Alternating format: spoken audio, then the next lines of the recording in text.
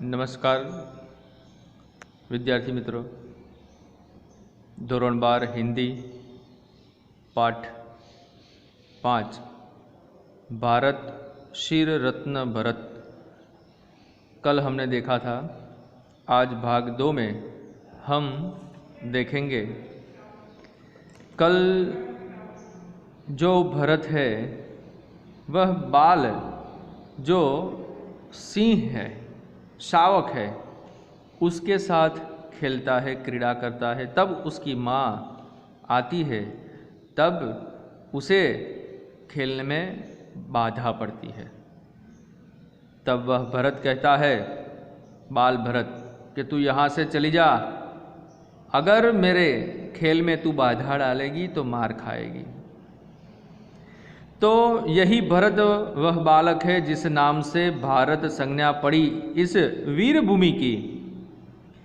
कश्यप के गुरुकुल में शिक्षित हो रहा, आश्रम में पलकर, कानन में घूमकर निज माता की गोद मोद भरता रहा।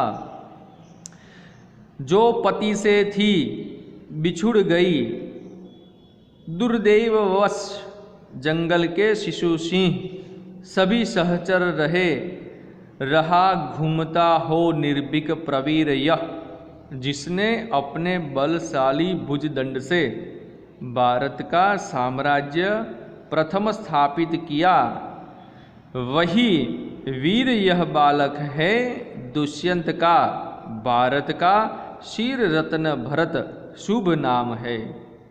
देखिए, यह काव्य चित्राधार में से लिया गया है। यहाँ पर हम देखते हैं कि आगे जो भरत है वह सिंहनी से कहता है कि तू यहाँ से चली जा, नहीं तो मार खाएगी। तो यह वीर बालक के नाम पर से ही इस भारत का नाम पड़ा था। यह कश्यप के गुरुकुल में, आश्रम में शिक्षित होकर, पलकर कानन में, यानी कि कानन यानी कि जंगल अरण्य में घूमकर फिरता था, निज माता की गोद मोद भरता रहा।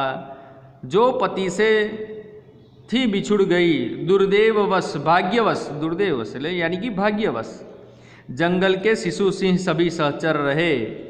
इस भरत के साथ जंगल के सभी प्राणी उनके सहचर मित्र बने रहे थे।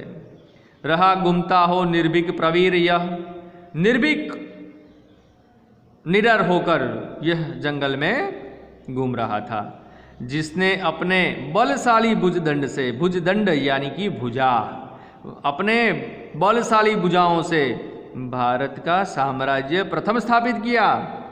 और वही वीर यह बालक है दुष्यंत का, और उसके पिता का नाम दुष्यंत था और उसकी माता का नाम शकुंतला था। तो इस भरत नाम से ही शीर रत्न श्रेष्ठ भरत नाम शुभ नाम है।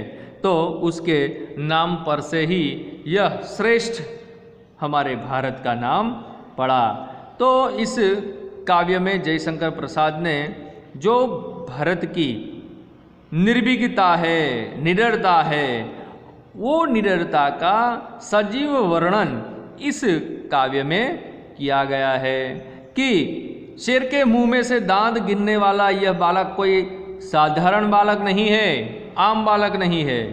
हाँ, वह एक बलशाली, शक्तिशाली बालक है। तो हम इस देश की संतान है, हमें भी गर्व होना चाहिए कि हम यह भारत देश की संतान है। हमें भी डरपोक नहीं होना चाहिए, हमें भी निडर बनना चाहिए। तो इस कविता का यह भावार्थ बनता है। अस्तु।